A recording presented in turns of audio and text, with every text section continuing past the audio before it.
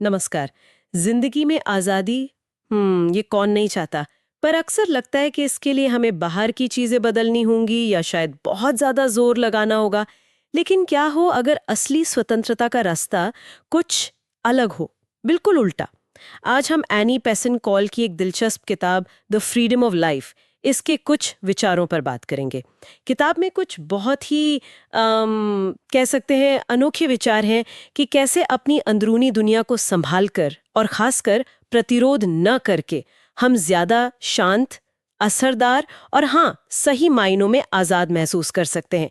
एक मुख्य विचार यह है कि असली आजादी अपनी मर्जी चलाने में नहीं, बल्कि जीवन के कुछ बुनियादी नियमों को समझने और उनके साथ क्या कहते हैं तालमेल बिठाने में।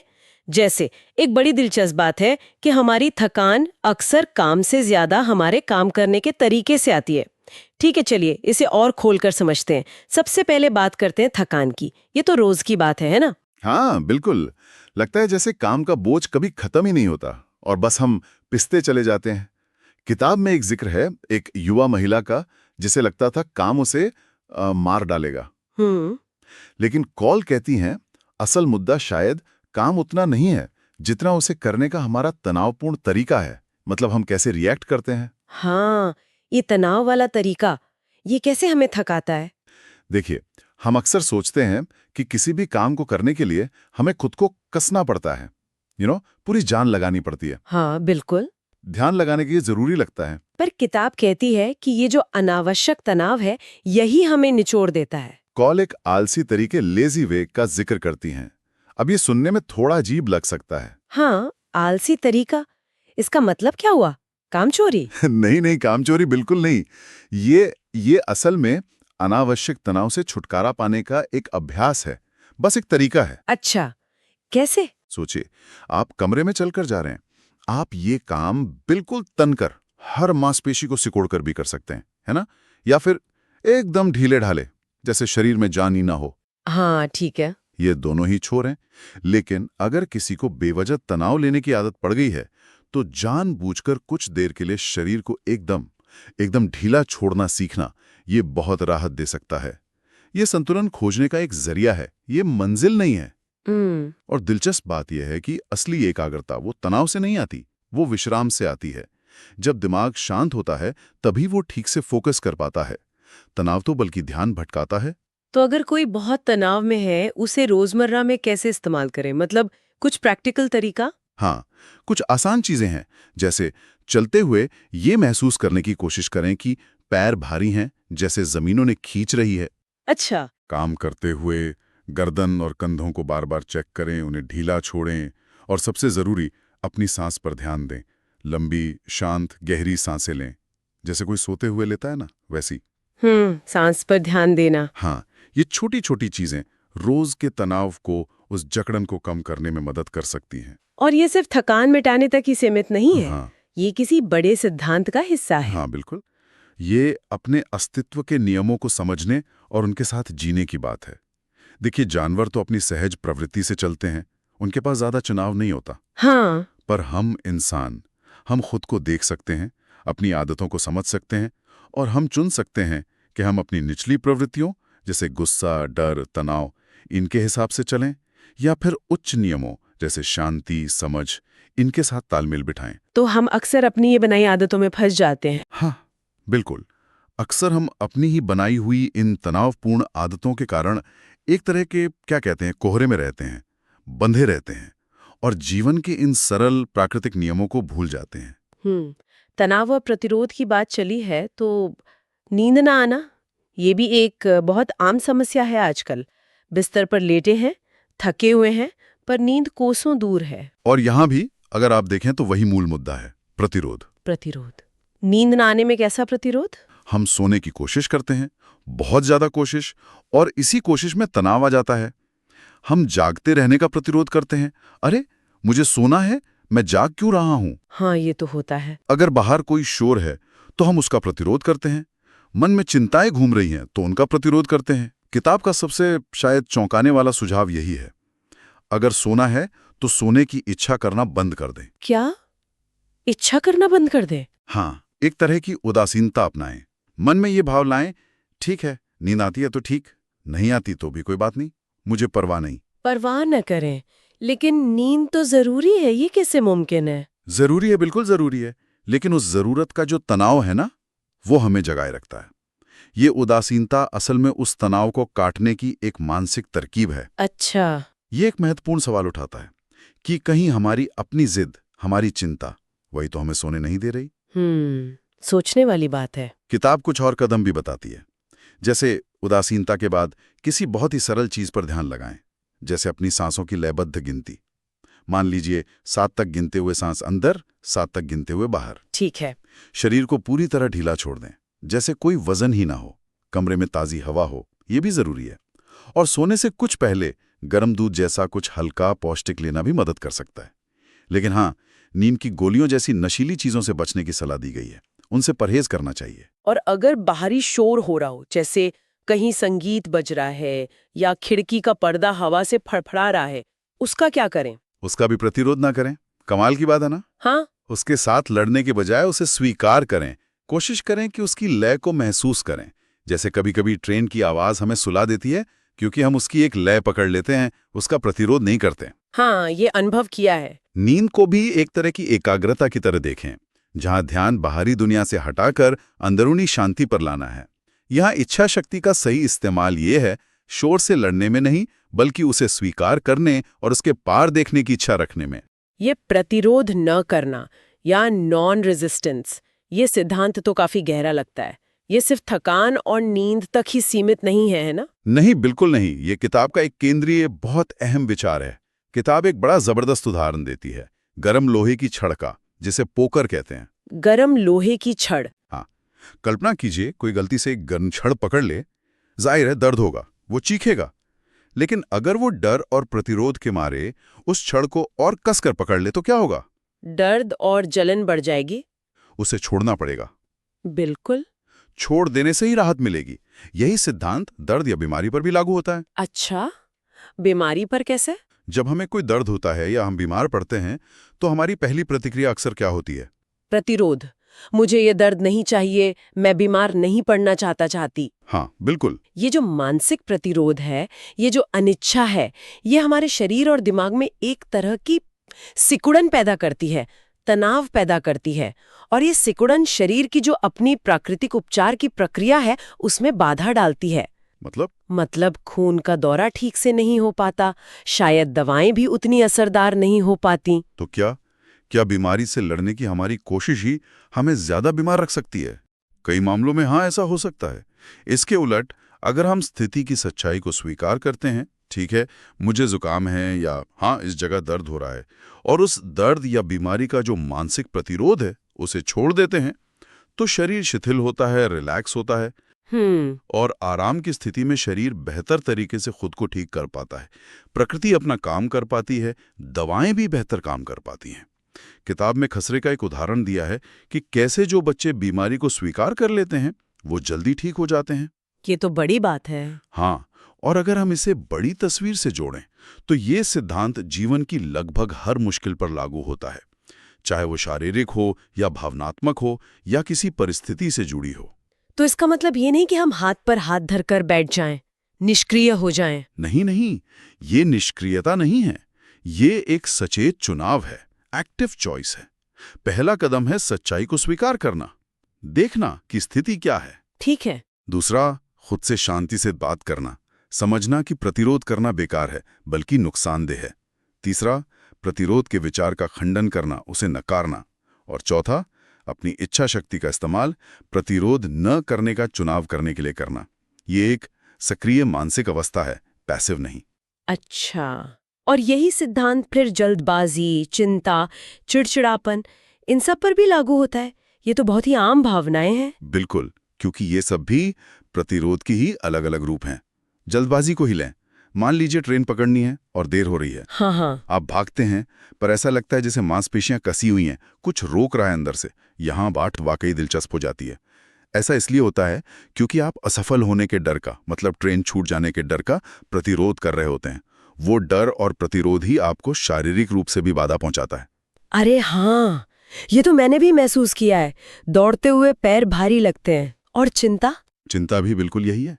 ये भविष्य की किसी अनचाही संभावना का प्रतिरोध है। किताब में एक बच्चे का उदाहरण है जो अपने पाठ याद ना होने की चिंता कर रहा है। उसे सलाह दी जाती है कि जैसे ही चिंता हो किताब बंद कर दो और कहो मुझे परवाह नहीं कि ये याद होता है या नहीं, और जब वो सच में अंदर से ये उदासीनता महसूस करे तब पढ़े। चिंता के साथ बहस करना, खासकर जब दिमाग थका हो, बिल्कुल व्यर्थ है। सही बात है। इसी तरह चिड़चिड़ापन भी, वो भी परिस्थितियों या दूसरों के कामों के प्रति हमारा प्रतिरोध ही है। ऐसा क्यों हो रहा है, उसे ऐसा नहीं करना चाहिए था, ये सब प्रतिरोध है। तो इलाज इन सब का भी वही है, प्रतिरोध छोड़ना, सच्चाई को स्वीकार करना और वो स्वस्थ उदासीनता अपनाना। हाँ, स्वस्थ उदासीनता। ये आलस्य, लापरवाही नहीं है, बिल्कुल नहीं। ये बस अनावश्यक मानसिक बोझ से मुक्ति है। और हाँ, धीमी गहरी सांस लेना तो हमेशा ही मददगार होता है किसी भी तनावपूर्ण स्थिति में। ये उदासीनता या इच्छा रखने वाली बात, ये तंत्रिका संबंधी भय मतलब नर्वस फियर्स पर काबू पाने में भी बहुत महत्वपूर्ण बताई गई है। पर ये सुनने में ही कितना अजीब लगता है कि जिस चीज से डरते हैं उसे अनुभव करने की इच्छा रखें। हाँ, ये सुनने में बिल्कुल विरोधाभासी लगता है, उल्टा लगता है, लेकिन किताब कहती है कि यही इसका मूल है।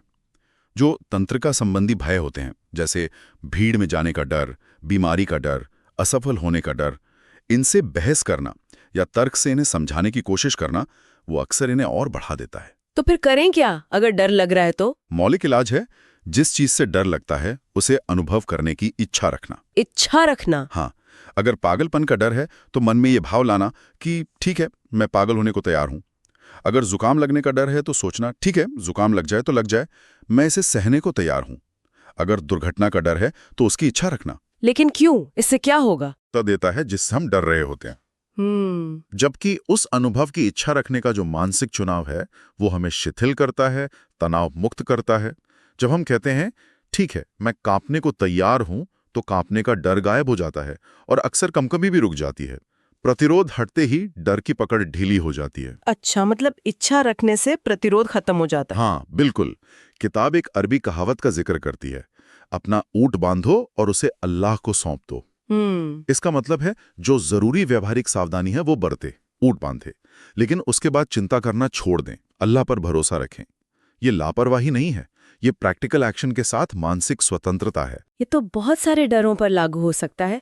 संक्रमण का डर, लोग क्या सोचेंगे इसका डर, अरे वो छोटी छोटी चिंताएं जैसे गैस बंद की थी या नहीं, डेंटिस्ट का डर, यहाँ तक कि मौत का डर।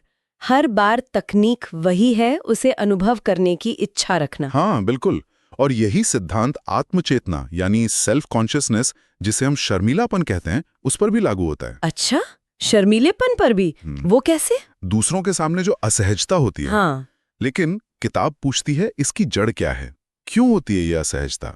क्यों? शायद लगता है कि लोग हमें जज कर रहे हैं। हाँ, और किताब कहती है इसकी जड़ में स्वार्थ है।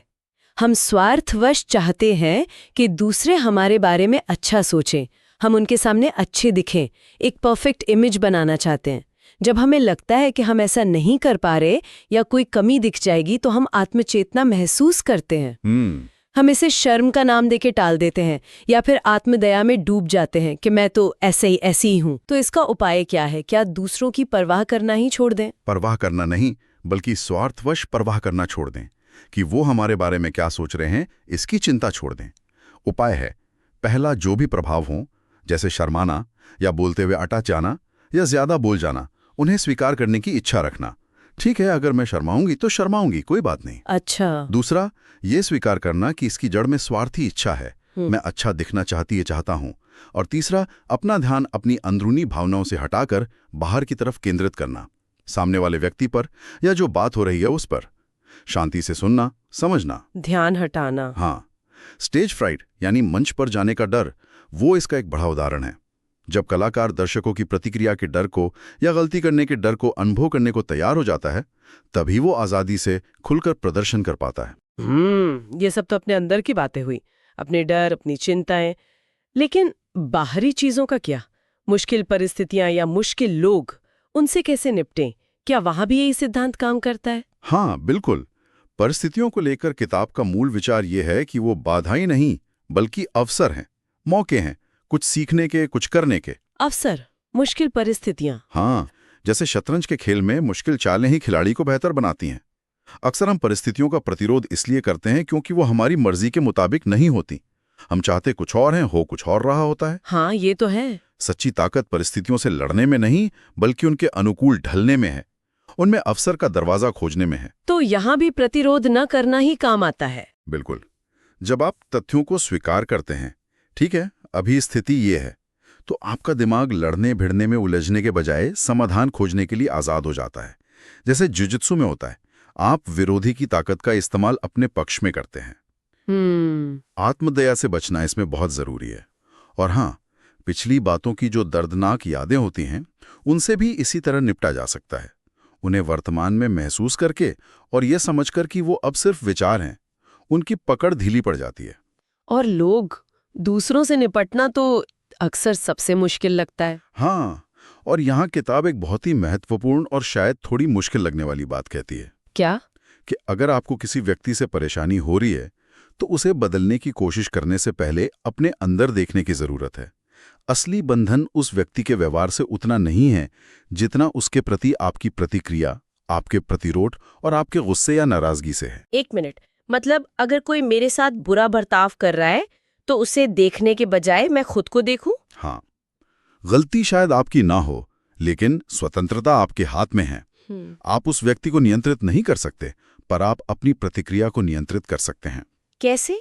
उनकी नकारात्मकता या उनके प्रतिरोध से सीधे टकराने के बजाय उसके ऊपर से या नीचे से या आसपास से निकल जाएं। इच्छाओं का टकराव टालें। अगर कोई आपसे बहस कर रहा है या गुस्सा दिखा रहा है और आप अंदर से शांत रहने और प्रतिरोध न करने का चुनाव करते हैं, उसकी इच्छा रखते हैं, तो अक्सर सामने वाले का गुस्सा अपने आप हवा हो जाता है। ये तो मुश्किल लगता है। मुश्किल है, लेकिन ये दमन नहीं है, ये गुस्से को पीना नहीं है, ये आंतरिक शांति की जीत है, अंदर से शांत रहने का चुनाव है। और अगर कोई आलोचना करे, हमारी बुराई करे? करें। और अगर वो झूठी है, तो सामने वाले की बुरी नीयत को अनदेखा करने की कोशिश करें।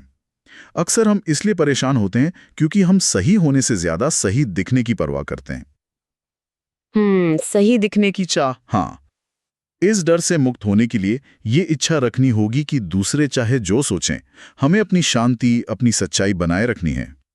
किताब में सहानुभूति पर भी बात की गई है। सच्ची और झूठी सहानुभूति में फर्क। हाँ, ये भी बहुत जरूरी है। सच्ची सहानुभूति का मतलब ये नहीं कि आप दूसरे के दुख में पूरी तरह डूब जाएं, ये तो कमजोर भावुकता है, और न ये कि आप एकदम कठोर और उदासीन बन जाएं। तो फिर क्या है सच्ची सहानुभूति? सच्ची सहानुभूति है दूसरे के नजरिए को समझना, बिना उसके या अपने स्वार्थ में उलझे। जैसे आप पहाड़ की छोटी से नीचे घाटी को देखते हैं, स्पष्टता के साथ, दूरी बनाए रखते हुए। हमें सिर्फ दूसरे के दर्द या उसकी समस्या से ही सहानुभूति नहीं रखनी चाहिए, बल्कि उसकी क्षमता, उसकी अच्छाई, उसकी संभावनाओं से भी सहानुभूति रखनी चाहिए। ये तो एक अलग नजरिया है। हाँ, इसके लिए जरूरी है कि हमारा अपना एक स्पष्ट मानक हो। व्यक्तिगत स्वतंत्रता और आत्मनियंत्रण पर भी कुछ जरूरी बातें हैं शायद। हाँ, संक्षेप में कहूं तो सच्ची व्यक्तिगत स्वतंत्रता न तो खुद को सबसे काट लेने में है और न ही दूसरों की राय पर पूरी तरह निर्भर हो जाने में। ये एक संतुलन है। अपने सिद्धांतों पर टिके रहना, लेकिन जरूरत पड़ने पर दूसरों से सीखने या मदद लेने के लिए तैयार रहना। और सच्चा आत्मनियंत्रण, वो सिर्फ बाहरी व्यवहार को दबाना नहीं है, जैसे गुस्से को जाहिर ना करना। वो अंदरूनी इच्छाओं और इरादों को समझना और उन्हें नियंत्रित करना है। अंदरूनी इच्छाओं को? हाँ, इसके लिए अपनी अवांछित प्रवृत्तियों को जैसे गुस्सा या लालच पहले स्वीकार करना पड़ता है, और फिर प्रतिरोध को छोड़कर सचेत रूप से उन पर अमल करने से इनकार करना पड़ता है। ये गहरी आंतरिक प्रक्रिया है, सिर्फ दिखावा नहीं। तो ये सारी जो व्यवहारिक सलाहें हैं, ये किसी गहरे दर्शन या जीवन के नियमों पर आधारित हैं? बिल्कुल। किताब इन्हें जीवन के नियम कहती है, और ये नियम अनुभव और अवलोकन पर आधारित हैं।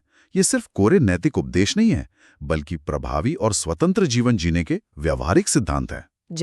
जैसे प्रतिरोध ना करना, पहले खुद का न्याय करना, दूसरों का नहीं, अपनी अंदरूनी दुनिया को साफ रखना, प्याले के अंदर को साफ करना। इनका पालन करने से ही सच्ची स्वतंत्रता मिलती है। तो मूल बात यही है कि अपने अंदर की जो बाधाएं हैं, डर, प्रतिरोध, स्वार्थ, उन्हें हटाना जरूरी है, ताकि हम जीवन के इन गहरे सार्वभौमिक सिद्धांतों के साथ तालमेल बिठा सकें। तो कुल मिलाकर अगर मैं इसे समेटना चाहूं, तो संदेश ये है कि असली आज़ादी बाहरी चीज़ों को बदलने या ज़बरदस्ती खुद पर काबू पाने से नहीं मिलती। हाँ। ये अंदर से आती है। जब हम जीवन की सच्चाई का, जैसी वो है, उसका प्रतिरोध करना छोड़ देते हैं, खुद को बेहतर तरीके से समझते हैं और जीवन के कुछ गहरे नियमों के साथ जीना सीख लेते हैं। एकदम सही कहा। और शायद इस पर विचार करने के लिए एक अंतिम बात छोड़ जाऊं। हाँ, जरूर। हो सकता है सबसे बड़ी परिस्थिति जिसका हम अक्सर प्रतिरोध करते हैं वो बदलाव या विकास की हमारी अपनी क्षमता ही हो। हम जैसे हैं वैसे ही बने रहने की जिद में रहते हैं, बदलने से डरते हैं। तो सोचने वाली बात यह है कि आज ऐसा कौन सा एक छोटा सा प्रतिरोध है, कोई पुराना डर, कोई बेकार की आदत, कोई मन में रखी नाराजगी, जिसे सचेत रूप से छोड़ने का चुनाव करके हम अपने लिए किसी नई संभावना का, थोड़ी और आजादी का दरवाजा खोल सकते हैं। वाकई सोचने वाली बात है। इस गहरी और व्यावहारिक चर्चा के लिए बहुत बहुत शुक्रिया। शुक्रिया।